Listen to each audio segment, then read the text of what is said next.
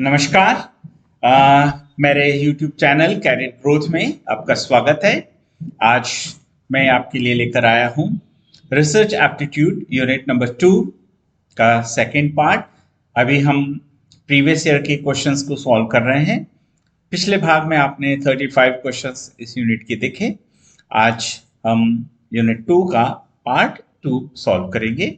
तो आप देखिए आपके सामने क्वेश्चन नंबर 36।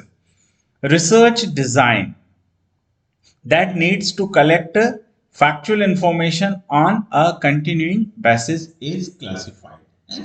ऐसा रिसर्च डिजाइन जिसमें कि आप डेटा को कलेक्ट कर रहे हैं, कौन से डेटा को, जो आपका फैक्चुअल इंफॉर्मेशंस के फॉर्म में है।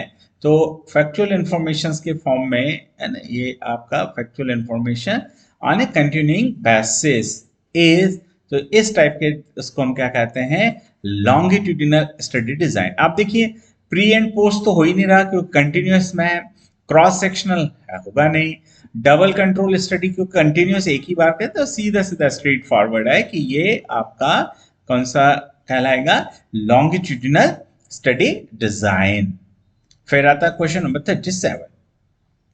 Which of the following statement best reflect the meaning and characteristics of research? Select from the code to given your answer। अब देखिए ये कोड वाले क्वेश्चंस हैं। तो जैसा मैंने आपको बताया कि कोड वाले क्वेश्चंस में एक चीज कॉमन होती है, या तो आप ऐसे स्टेटमेंट को आइडेंटिफाई कर ले जो आंसर का हिस्सा होगा ही होगा, या आप ऐसे स्टेटमेंट को आइडेंटिफाई कर ले जो आंसर का हिस्सा नहीं है।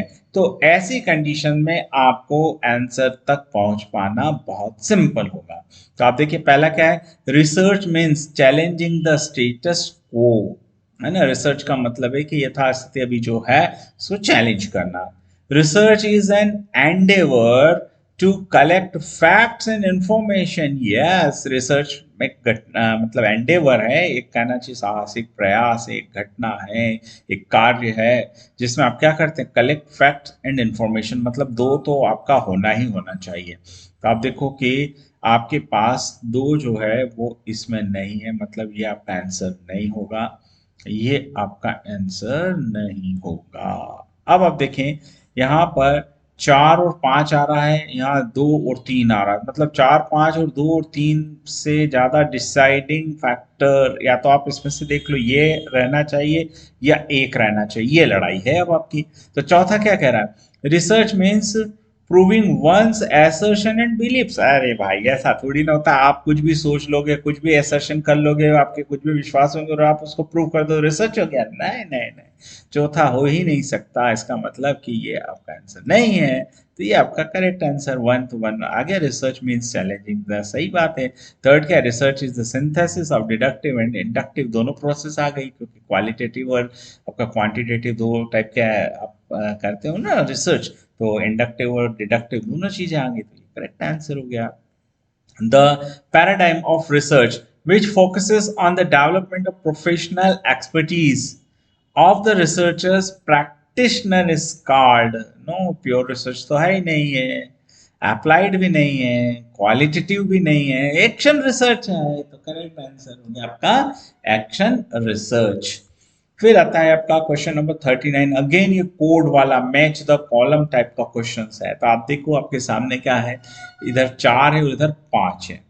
अगर आप एक भी पकड़ लोगे सही सही तरीके से तो आपका आंसर काम आ जाएगा।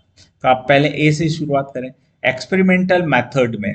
तो एक्सपेरिमेंटल मेथड्स में हम क्या करते हैं, तो एक्सपेरिमेंटल मेथड में देखो, generating to the population from a large sample, no no no, ये थोड़ी होता है। Establishing the patterns of events which have happened through primary, no no no.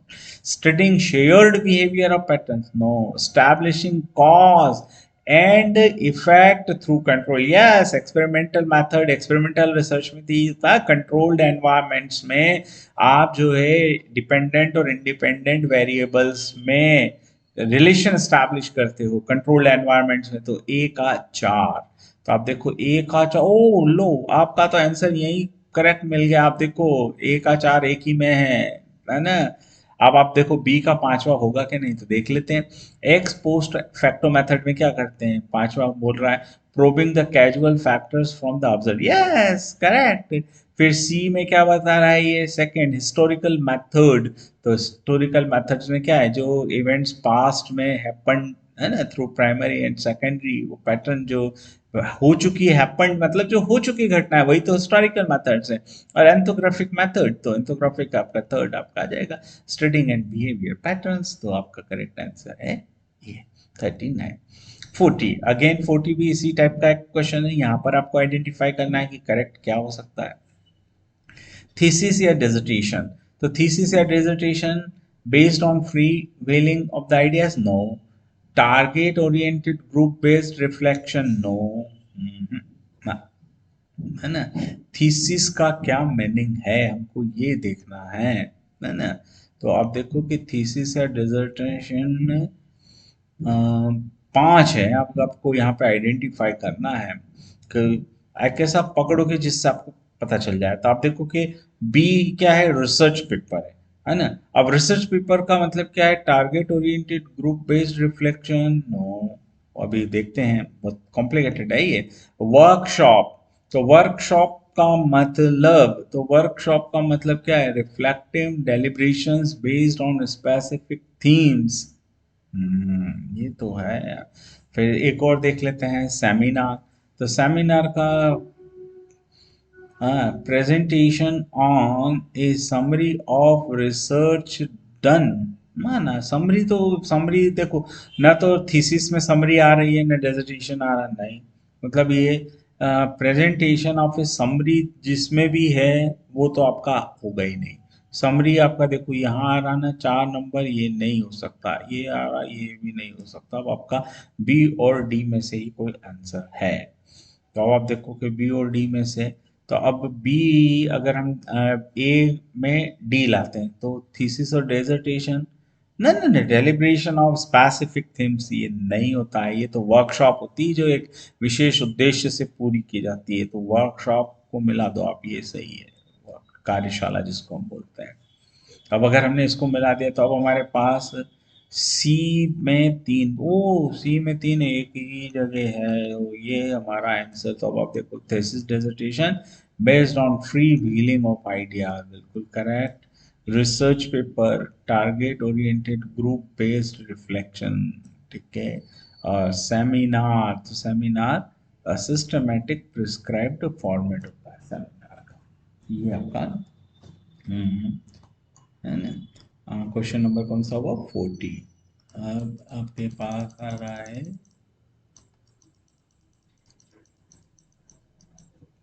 41, है ना। मैं थोड़ा सा perspective को, है ना।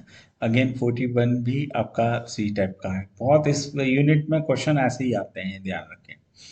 अब fundamental research, fundamental finding out the extent of perceived impact of an intervention, no. Developing an effective explanation through use of interventions, no. And, improving an existing situation through use of interventions, no. Exploring the possibility of a theory of use in various situations, may be confirm नहीं है। फिर है enriching technological resources, है ना, enriching technological resources यानी तकनीकी स्रोतों को समृद्ध करना, ये फंडामेंटल रिसर्च है। बिल्कुल फंडामेंटल रिसर्च तो यही होता है कि जो भी है उसको समृद्ध बनाना। खैर अभी हम देखते हैं। अब देखिए ए का वन तो हो ही नहीं सकता, फाइंडिंग द इम्पैक्ट ये तो संभव ही नहीं है ए का। ना ए का डेवलपिंग द इफेक्टिव, ये भी नहीं हो सकता। ठीक है, अभी हम और थोड़ा सा देखते हैं, मतलब ये तो हमारा बिल्कुल नहीं है और ये भी नहीं है। अब हमारे पास इधर हम आ रहे हैं, अब ए का दो नहीं तो ये भी नहीं हो सकता है। ठीक है, अब देखते हैं ए का क्या आ रहा है, एनरिचिंग, ये तो ठीक है भाई, एनरिच हो गया, है ना। अब आपके पास है अप्लाइड रिसर्च, है ना। तो अप्लाइड रिसर्च में हम क्या करते हैं, exploring the possibility of A theory for use in various situation. यही तो है भाई अप्लाइड, अनुप्रयुक्त अनुसंधान की कोई थ्योरी है उसको हम डे टू डे लाइफ में अलग अलग स्थितियों में कैसे यूज कर सकते हैं। तो ये बी का 4। तो अगर आपको अप्लाइड रिसर्च का मतलब समझ में आता है तब आप देखो आपके ऑप्शन क्या हो सकते थे, या तो सी ऑप्शन हो सकता था या डी, तब भी आप देखो दो आपने निकाल दी। अब हम चलते हैं सी पे, एक्शन रिसर्च। तो action research improving an existing situation through the use of interventions, बिल्कुल करेक्ट है ये। और इवेल्युएट रिसर्च, तो developing an effective explanation through use of interventions, तो ये आपका करेक्ट ऑप्शन हो गया 41 का डी।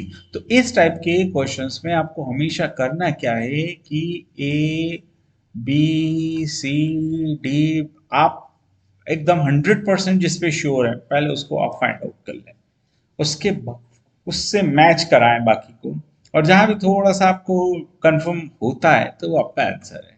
बट हाँ, एक चीज ये ध्यान रखें कि कोई भी एक पॉइंट आपको कंफर्म होना चाहिए। अब आप देखो कि इसमें अप्लाइड रिसर्च जो है वो बहुत कंफर्म है कि exploring the possibilities of the theory for use in various situations. तो इस आधार पर बी में जब 4 आएगा तो आपके पास या तो आंसर हो सकता था सी या डी। तब आपको क्या करना था, ए में देखना था कि ए का 5वां हो सकता है या ए का दूसरा हो सकता है, बस। तो फंडामेंटल रिसर्च तो डेवलपिंग एन इफेक्टिव एक्सप्लेनेशन, ये फंडामेंटल में नहीं होता है, तो इसलिए आपने इसको बाहर कर दिया, तो आपका ये डी हो गया। ऐसे ही होता है। अब आता है आपका क्वेश्चन नंबर 42, है ना। तो which of the following sequences of research step is nearer to scientific method, यानी साइंटिफिक मेथड में रिसर्च की स्टेप्स का सही सीक्वेंस आपको आइडेंटिफाई करना है ना। तो defining a problem, identifying the causes of the problem, defining a population, drawing a sample, collecting data and analyzing results। ये तो ठीक है, हो गया। और देखते हैं, identifying the casual factors, defining the problems. भी आपने फैक्टर्स पहले आइडेंटिफाई कर लिए, प्रॉब्लम्स को आप बाद में कर रहे थे, ये तो बी तो आपका आंसर है ही नहीं, बाहर चला गया। Suggested solution of the problem, भैया आपने रिसर्च स्टार्ट ही नहीं किया और उसके पहले आप क्या कर रहे हो, सॉल्यूशंस ऑफ द प्रॉब्लम को सजेस्ट कर रहे हो। D, perceiving the problem situation, locating the actual problem and its identification, hypothesizing, deducing the consequences of the suggested solutions and testing the hypothesis। yes, यही करेक्ट है 42 का D. इसके बाद आता है आपका question number 43, in which of the following activities potential for nurturing creative and critical thinking is relatively greater, है ना। किस टाइप की एक्टिविटीज में nurturing creative and critical thinking जो है वो ज्यादा इंपॉर्टेंट है। Participation in research conference, participation in workshop, preparing research summary, है ना, प्रेजेंटिंग ए सेमिनार। देखिए यहाँ पर क्या कह रहा है, नर्चरिंग क्रिएटिविटी, आपकी क्रिएटिविटी ये जो है आपका जो पोटेंशियल है उसको नर्चर करना, उसको पोषित करना, आपकी क्रिटिकल थिंकिंग को भी पोषित करना। तो आप देखिए कि जब आप वर्कशॉप में गए तो वर्कशॉप में तो एक पर्टिकुलर एक थीम होती है, बस उससे बेसिस तो उसमें अब क्रिएटिविटी थोड़ी ना आएगा। फिर रिसर्च समरी, रिसर्च समरी कहाँ से, रिसर्च समरी तो सबसे लास्ट में आ रहा है। प्रेजेंटिंग ए सेमिनार पेपर ना, पेपर प्रेजेंटेशन मतलब जो कुछ आपने कर लिया वही सब चीजें है ना। तो अब आपके पास दो बच रहे हैं, है ना, सॉरी, है ना, वर्कशॉप तो पहले ही खत्म हो गया ना आपका, तो कॉन्फ्रेंस तो सही आते हैं। पार्टिसिप जब आप रिसर्च कॉन्फ्रेंसेस में पार्टिसिपेट करते हैं ना तो वहाँ पर बहुत सारे रिसर्चर्स आते हैं जो अलग अलग एरियाज से होते हैं। थीम, टॉपिक, सब्जेक्ट्स एक हो सकता है, लेकिन सबका काम करने का तरीका, सोचने का तरीका, कुछ ना कुछ स्पेशलिटी होती है, तो वो आपके अंदर डेवलप हो रही है। तो ये क्रिएटिविटी आपके अंदर आ रही है, तो इसका करेक्ट आंसर है research conferences.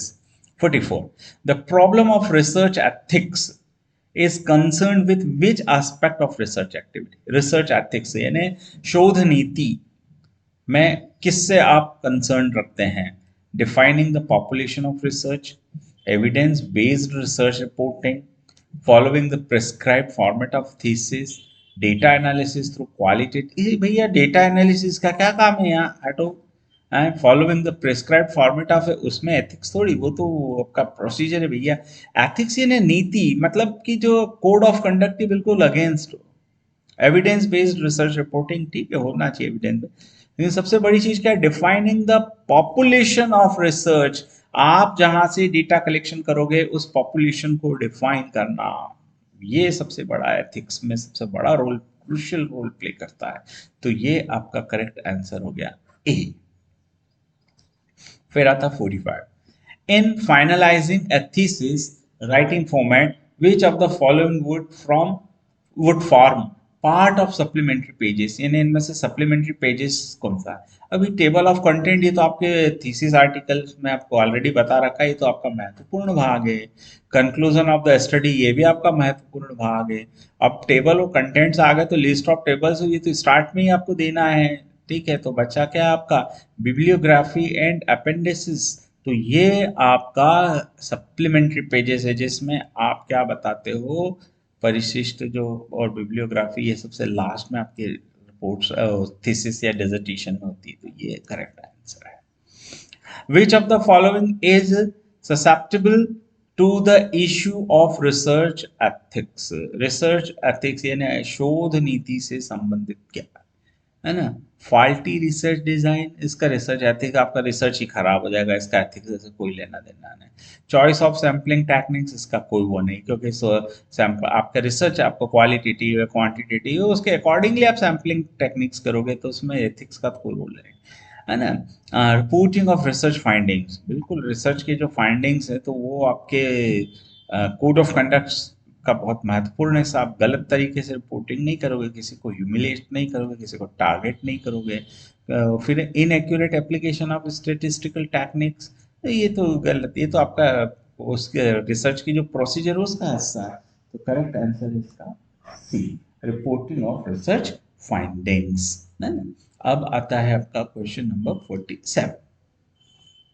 A researcher's attempts to evaluate the effect of method of finding on anxiety proneness of children, which method of research would be appropriate? आप एक बच्चे के बारे में, उसके एंजाइटी प्रोननेस के बारे में आप स्टडी कर रहे हो, है ना, इफेक्ट्स बात कर रहे हो, तो जहां भी इफेक्ट्स हो ये सब आता है ना, वो सब आपके x fact post facto methods का एग्जांपल है। तो ये आपका करेक्ट आंसर हो गया बी 47 का। 48, in which of the following arrangement a wider spectrum of ideas and issues may be made possible, है ना?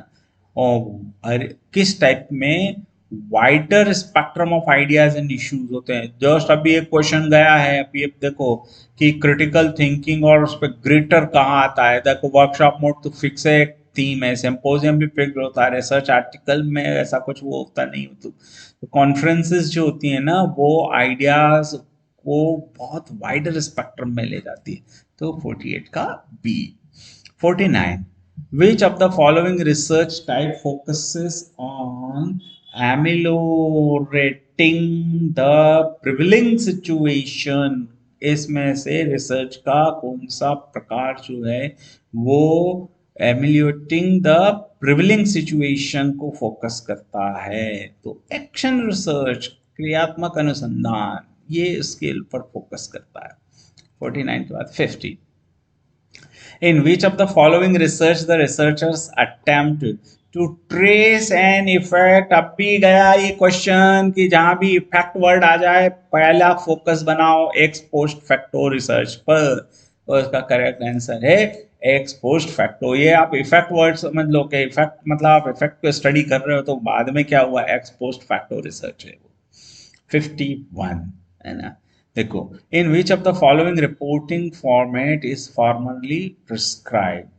Reporting formats, in which of the following reporting format is formally reporting? conferences of research, workshops, लिखा workshop आएगा, spelling mistake से।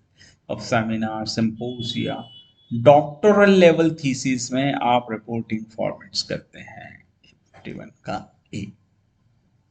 52, which of the sets of activities best indicate the cyclic nature of action research strategy? Action research की जो strategy है उसके लिए सबसे best कौन है? अब आप देखो, कुछ वर्ड्स आप पकड़ लोगे ना तो आपको वैसे ही समझ में आ जाएगा। देखो, एक्ट पहले हो रहा है भैया, प्लान बाद में कर रहे हो। एक्ट के पहले ऑब्जर्व कर लोगे, ऐसा थोड़ी ना होता है।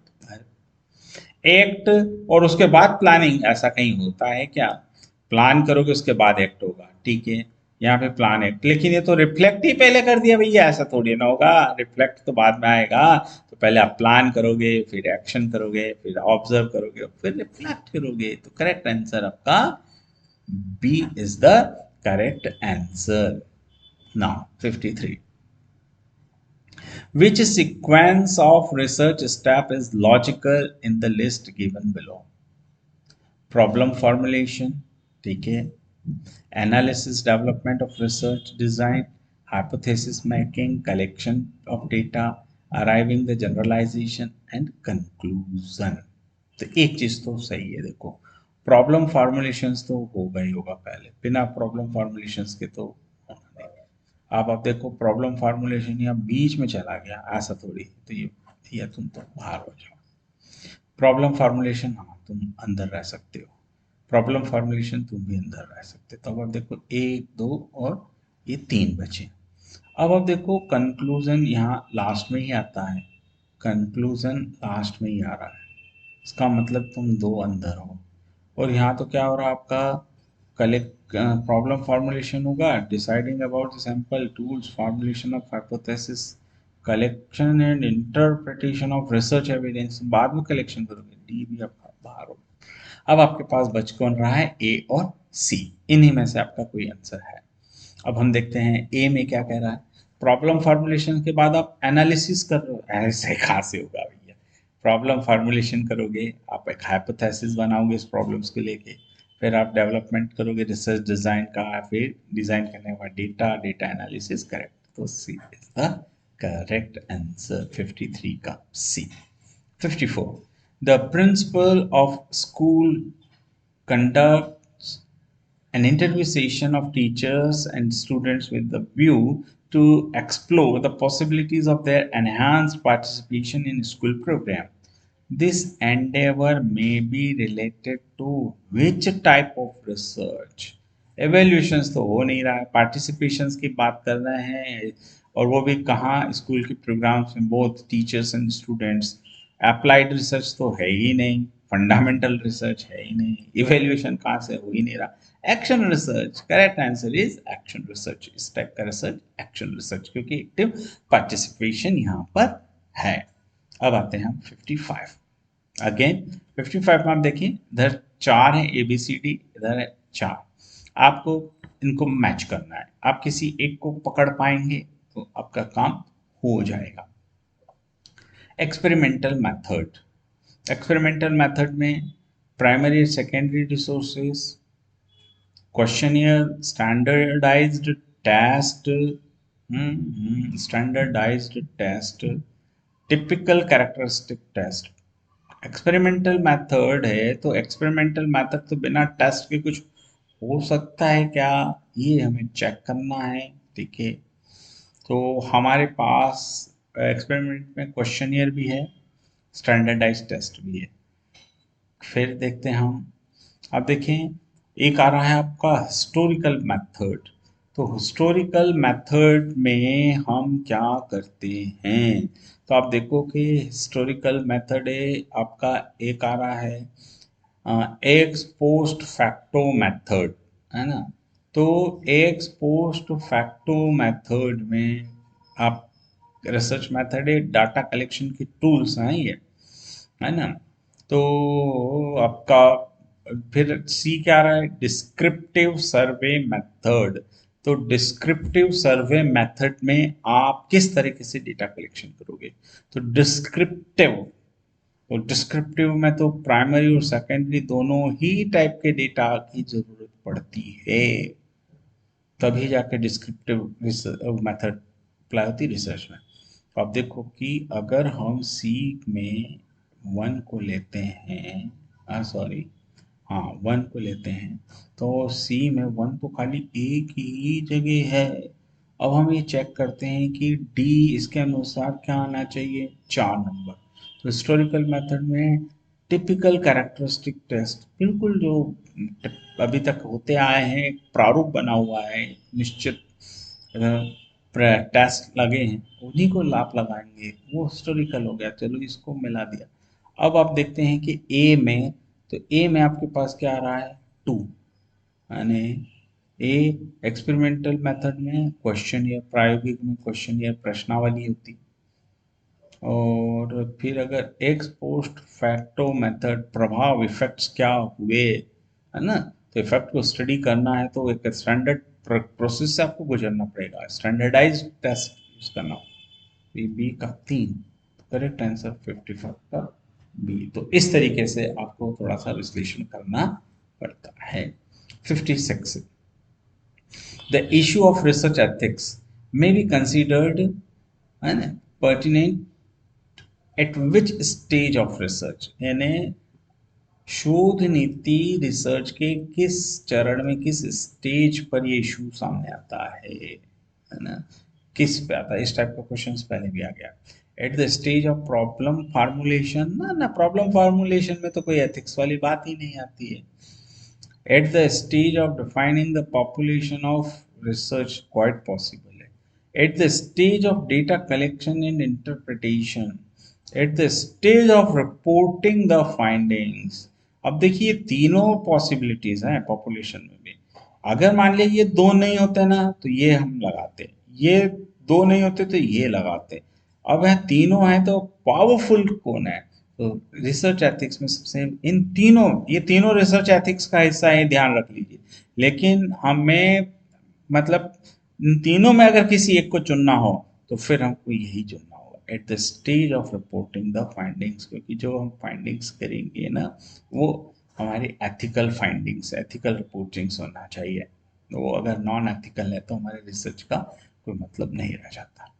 57, from the following list of statements identify the set which has negative implication for research ethics। research ethics या शोध नीति के लिए नेगेटिव चीज क्या है ये हमको देखना। तो यहाँ पर तो देखिए पॉजिटिव वाली बात नहीं, नेगेटिव वाली बात है ना। तो आप देखिए कोई एक ऐसा होगा कि जो आंसर नहीं बन सकता, तो हम देखते हैं, या कोई एक ऐसा होगा जो आंसर बनेगा, दोनों चीजें हैं। अब देखें, a researcher critically looks at the findings of another research। A researcher critically looks at the findings of another research। तो ये रिसर्च एथिक्स पे कोई इफेक्ट डालता ही नहीं, निगेटिव पॉजिटिव, मन का नहीं, वन तो नहीं होना चाहिए। देखते हैं आगे, ये नहीं, ये भी नहीं, है ना। फिर related studies are cited without proper references.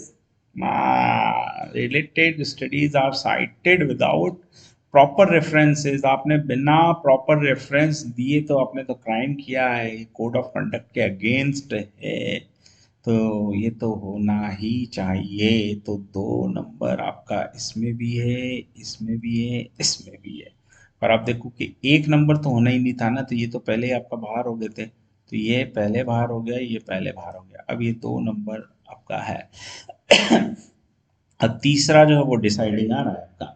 तीसरा कह रहा है research finding make the base for policy making. यार ठीक है भाई, पॉलिसी मेकिंग और ये सब होगा, करेगा, है ना, उसको एथिक्स से उसको कोई लेना देना नहीं ना, इसका कोई वो नहीं, इम्पैक्ट से कोई वो नहीं। फिर conduct of practitioner is screened in terms of reported research evidence. Conduct of practitioner is screened, के फिर है, अगर चौथा देखते तो फिर हमें छठा देखना पड़ेगा, पांचवा तो देखो कहीं से ही नहीं, तो पांचवे को पढ़े ही नहीं हम। Both policy making and policy implementing processes are regulated in terms of preliminary studies. बिल्कुल सही है, होता है ये नेगेटिव इम्पैक्ट और उस रिसर्च एथिक्स से जुड़ी हुई चीज रहती है। करेक्ट ऑप्शन होगा आपका सी, क्योंकि हमको बी और सी में से निकालना था, तो ए और डी तो हमारे पहले ही बाहर हो गए थे।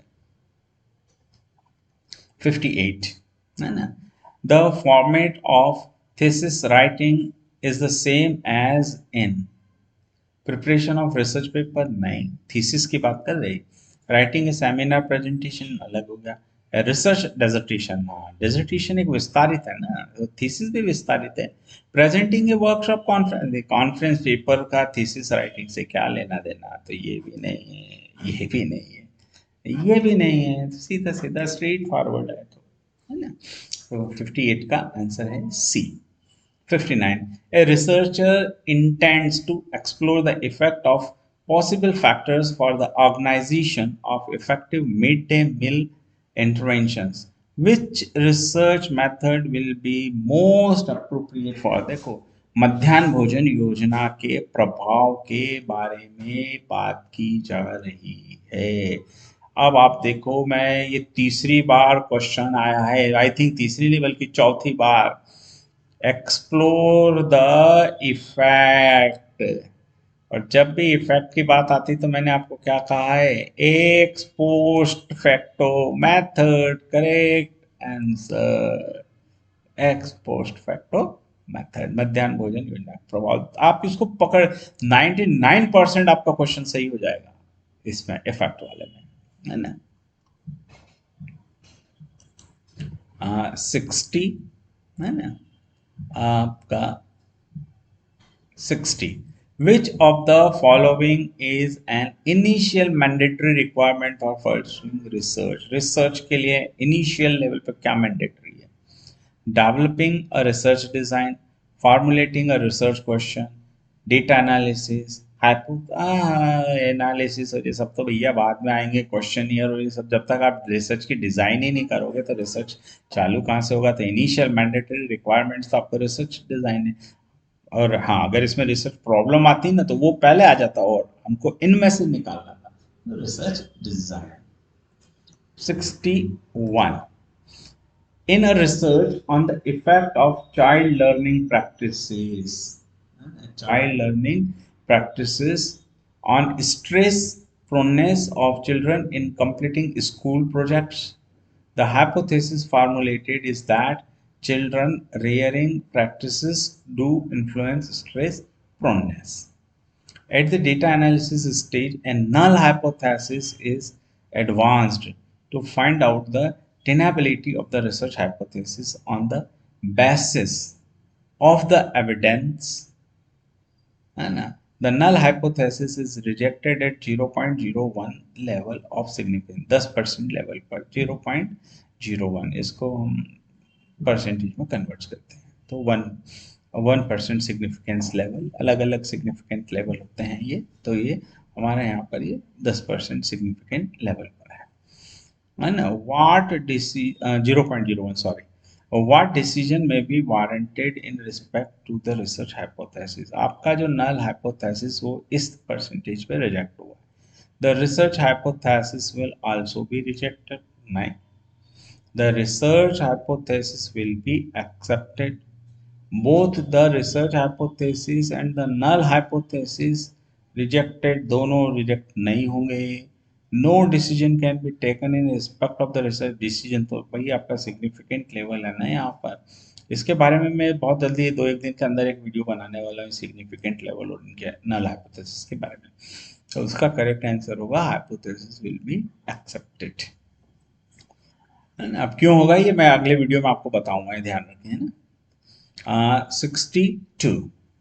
इन क्वालिटेटिव रिसर्च की बात, which of the following features may be considered critical, इनमें से किसको क्रिटिकल माना जाएगा? Data collection with standardised results tool, sampling design with probability sample techniques, data collection with bottom up empirical evidences, अनुभव से जो प्रमाण आए, data gathering to take place with top down systematic evidences. देखिए, क्वालिटेटिव रिसर्च की है ना। तो क्वालिटेटिव रिसर्च में हम क्या करते हैं, लोगों के अनुभव पर ज़्यादा फोकस रखते हैं, हमारा जो डेटा कलेक्शन होता है।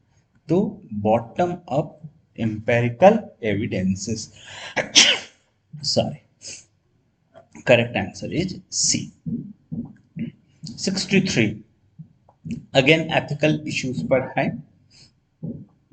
Ethical norms in research do not involve guidelines for data sharing policies, thesis format, copyright, patenting policy. Ethical norms in research do not involve guidelines. इनमें से गाइडलाइन इन्वॉल्व नहीं है। थीसिस फॉर्मेट बिल्कुल भी issue code of conduct आ गया ना। Patenting policy, data sharing policies, copyright, copyright possible है क्योंकि आप अगर किसी की बिना कंसेंट के अगर ले रहे हो, मतलब आप साइट कर रहे हो, यूज कर रहे हो, प्रॉपर साइट नहीं कर रहे हो, तो वो आपका एथिकल इश्यूज है वो। Correct answer C. 64 a researcher is interested in studying the prospectus of particular political party in an urban area. What tool should be preferred for the study? अरे इससे तो सबसे बढ़िया है क्वेश्चन, ये प्रश्न पूछो और क्या, सीधा स्ट्रेट फॉरवर्ड क्वेश्चन है। 65 which of the following statement is not true in the context of participatory research? participatory यानी इसमें सहभागिता वाला शोध कार्य है, ये पार्टिसिपेशन हो रहा है, तो कौन ट्रू नहीं है, मतलब बाकी ट्रू है, ये हमें फाइंड करना है, कौन ट्रू नहीं है, असत्य क्या है वो निकालना है।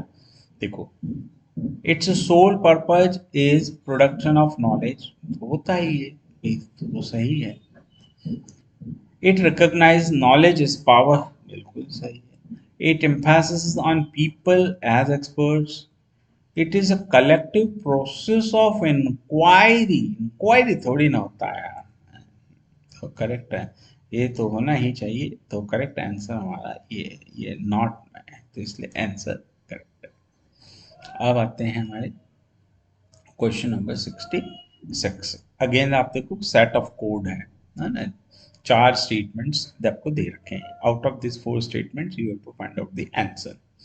Which of the following are the basic rules or APA style of referencing? देखिए, रेफरेंसिंग स्टाइल को लेकर मैंने पूरा एक सेपरेट वीडियो बना रखा है, तो आप जो है वो प्लेलिस्ट में यूनिट 2 का जो प्लेलिस्ट है उसमें आप सर्च करेंगे तो आपको मिल जाएगा डिस्क्रिप्शन में। तो एपी अमेरिकन साइकोलॉजिकल एसोसिएशन के बारे में ये है, रेफरेंसिंग स्टाइल्स को लेकर, है ना। तो आप देखिए ये कह रहा है italicize titles of shorter works such as journal articles or essays, invert author's name, italicize titles of longer works, alphabetically indexed reference list। सभी है, तो आप अगर उसको पढ़ोगे तो ये तो इसका आंसर आएगा डी, चारों ही होते हैं उसमें। 67 the conclusion or findings of which type of research cannot be generalized to other situation? अन्य परिस्थितियों के लिए किसे जनरलाइज नहीं किया जा सकता है? Historical, experimental, casual, descriptive. देखो हिस्टोरिकल तो सबके लिए जनरलाइज होगा, वो हम स्पेशलाइज कर ही नहीं सकते हैं। डिस्क्रिप्टिव क्वाइट पॉसिबल है, डिस्क्रिप्टिव डिस्क्रिप्शन, विवरणात्मक अनुसंधान। एक्सपेरिमेंटल प्रयोगात्मक, प्रयोग तो कई एक पे कहा उसके आप सब पे अप्लाई करोगे। कैजुअल कंपैरेटिव रिसर्च ये भी करोगे, तो डिस्क्रिप्टिव इज करेक्ट है, इसको आप जो है जनरलाइज नहीं कर सकते डिस्क्रिप्टिव फाइंडिंग्स को, है ना। A good thesis, a good thesis writing should involve reduction of punctuation and grammatical errors to a minimum। बिल्कुल सही है, 1 तो सब में होना ही चाहिए, तो मतलब ये आपका आंसर नहीं बनेगा, ठीक है भैया। Careful checking of references, correct, मतलब अभी भी तीनों दरवाजे खुले हैं। Consistency in the way of the thesis is written, correct चीज है, तो 3 इसमें है ही नहीं, तो ये नहीं, अब हमारे पास ये दोनों। A clear and well written abstract A clear and well written abstract. देखो वेल थीसिस की बात कर रहे हैं, पेपर होता ना तो एक बार सोचते, तो उसको हम 68 है, गुड थीसिस में ए और डी में। देखिए हम अगर वेल रिटन होना चाहिए एब्स्ट्रैक्ट, लेकिन ये तीन भी पर या तो ऑल ऑफ द अबव भी दे रखा है, फिर भी हम इसको एक्सक्लूड कर सकते। करेक्ट आंसर यही लेंगे। 69. Which of the following statements regarding the meaning of research are correct? Research के रिगार्डिंग में कौन से स्टेटमेंट्स करेक्ट है? Research refers to a series of systematic activities undertaken to find out the solution of a problem. बिल्कुल सही बात है। बहुत सारी एक्टिविटीज और ये सब करते हैं ताकि प्रॉब्लम को सॉल्यूशन कर पाए। तो बी में तो ये आ ही नहीं रहा, मतलब आपका ये आंसर से बाहर हो गया। It is a systematic, logical, and unbiased process wherein verification of hypothesis, data analysis, interpretation, and formation of principles can be done. ठीक है, सोचते हैं, हो सकता है। It is an intellectual inquiry or quest towards the truth. ये भी हो सकता है, कंफर्म है। तो ये भी है, ये भी है आपका, ये भी है अभी तक तो। फिर ये बोल रहा है it leads to enhancement of knowledge, leads to enhancement of knowledge, यहाँ नहीं आ रहा तो ये तो आपका बाहर हो गया। अब आप देखिए 1, 3 एंड 4। अब अगर हम ये लेते हैं तो सेकंड को इन्वॉल्व करना पड़ता है। तो सेकंड क्या कह रहा है? It is a systematic, logical and unbiased process, verification of hypothesis. ना ना ना ना ना ना, ये वर्ड से पकड़ो आप। वेरिफिकेशन ऑफ हाइपोथेसिस कभी भी नहीं होता, ये ध्यान रखें।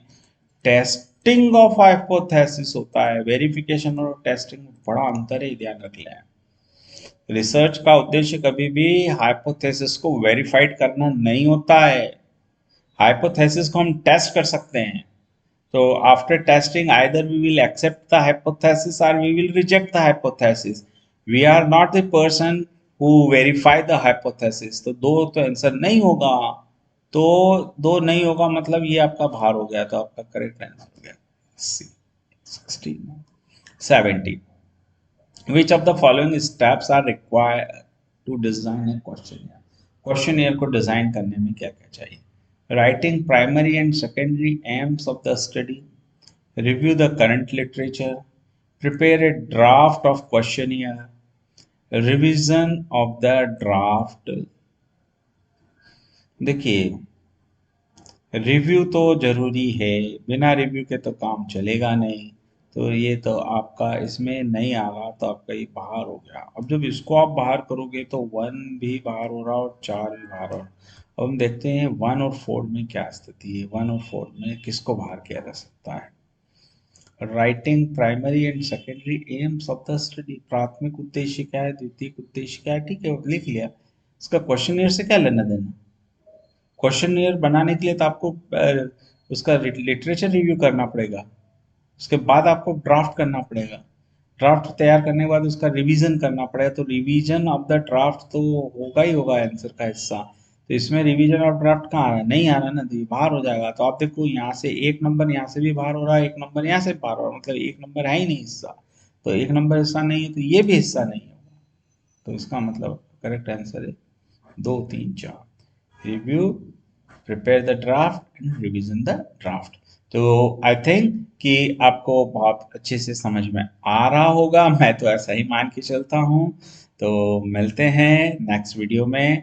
तो हमने अभी तक यूनिट 1 और यूनिट 2, ये 2 यूनिट हमने कंप्लीट कर ली है। साथ ही साथ हमने इसमें प्रीवियस ईयर के 82 क्वेश्चन सॉल्व किए हैं, इसमें 70 क्वेश्चन हमने सॉल्व किए हैं। और अब हम नेक्स्ट जो यूनिट लेंगे वो होगा ICT, information communication technology, ICT की। बेस्ट होगा। तो इंतज़ार कीजिए मेरे नेक्स्ट वीडियो का, जिसमें मैं आपसे बात करूँगा आईसीटी के बारे में। Thank you.